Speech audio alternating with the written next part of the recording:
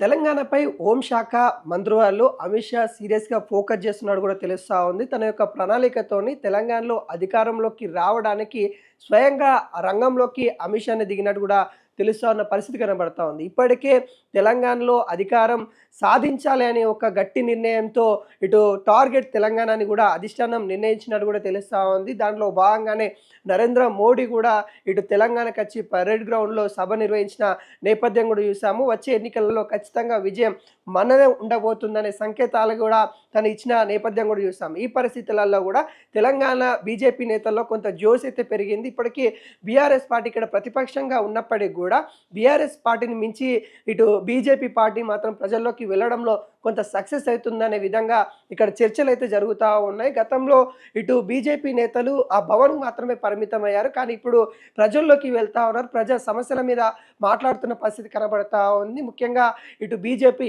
ఎమ్మెల్యేలు ఇటు సింగరేణి సంబంధించిన విషయంలో మాట్లాడడం కావచ్చు, రైతుల దగ్గరికి వెళ్ళడం కావచ్చు, ధాన్యం కొనుగోలు సంబంధించిన సమస్యల మీద మాట్లాడడం కావచ్చు, ఇటు నిరుద్యోగ సమస్యలు దిల్సుఖ్ నగర్కి వెళ్ళి మరి అక్కడ మాట్లాడడం కావచ్చు, అనేక అంశాలపైన కూడా కొంత వ్యూహాత్మకంగా బీజేపీ కదులుతున్న పరిస్థితి అయితే కనబడతా ఉంది. వీటన్నిటికీ ముఖ్య కారణం అమిత్ షా యొక్క ప్లాన్ అనేది తెలుస్తూ ఉంది. స్వయంగా తెలంగాణలో ఏం జరుగుతూ ఉంది, తెలంగాణలో అధికారం రావాలంటే ఏ విధంగా వెళ్ళాలి అనే వాటిపైన కూడా చర్చలు అయితే చేస్తున్న పరిస్థితి అయితే కనబడతా ఉంది. ఎందుకంటే ఇక్కడ కాంగ్రెస్ పార్టీ అధికారంలో ఉంది. కాంగ్రెస్ పార్టీని ఖచ్చితంగా గద్దెదించే ఆలోచనలు ఇటు అధిష్టానం కూడా కొంత ప్రణాళిక ఉన్నట్టు కూడా కనబడతా ఉంది.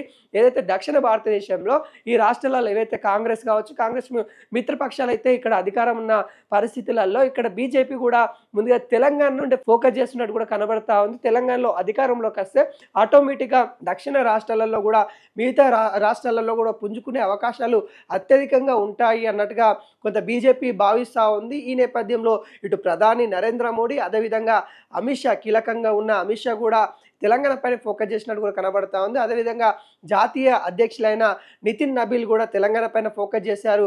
ఆయన కూడా రేపు తెలంగాణకి రాబోతా ఉన్న పరిస్థితి మనం చూస్తూ ఉన్నాం. తెలంగాణలో అనేక విధాలుగా కొన్ని కార్యక్రమాలు, అదేవిధంగా కీలకమైన నేతలతో భేటీ సమావేశాలయ్యి వాళ్ళకి ఇక్కడ జరుగుతున్న అంశాలను తెలుసుకొని వాటిపైన కొంత దిశానిర్దేశం చేసే అవకాశాలు అయితే కనబడతా ఉన్నాయి.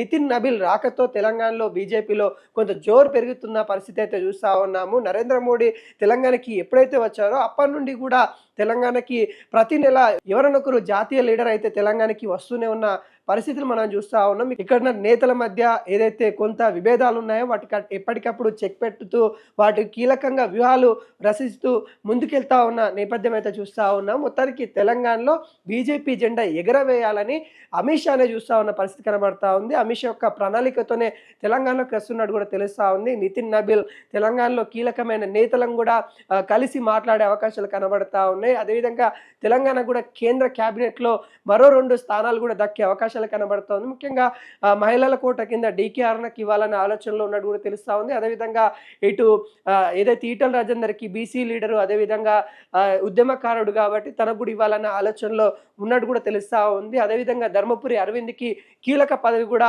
ఇటు పార్టీకి సంబంధించిన క్రియాశీలక కార్యక్రమంలో తనని ఇన్వాల్వ్ చేయాలన్న ఆలోచనలు ఉన్నట్టు కూడా తెలుస్తూ ఉంది. మొత్తం తెలంగాణలో ఏం జరుగుతూ ఉంది ఎప్పటికప్పుడు అమిత్ షా తెలుసుకుంటున్న పరిస్థితులు అయితే కనబడతా ఉంది. మొత్తానికి తెలంగాణలో వచ్చే ఎన్నికల్లో కాషాయపు జెండా ఎగరవేయడం అనే లక్ష్యంతో బీజేపీ అయితే ముందుకొస్తా ఉంది. మరి అది ఎంతవరకు సాధ్యమవుతుందనేది కూడా చూడాల్సిన పరిస్థితి నెలకొంది.